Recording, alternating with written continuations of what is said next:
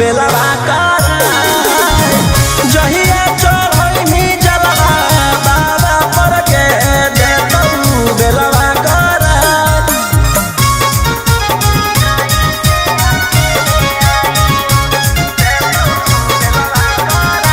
बोला बोला शंकर भगवान की।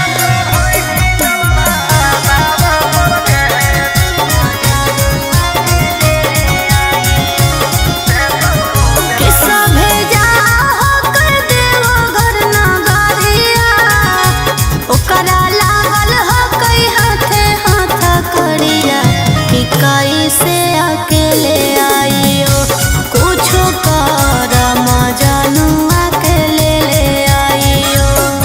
अरे रहो सोना रोहिया निकलतई जहिया पटना में बटतई मिठाई।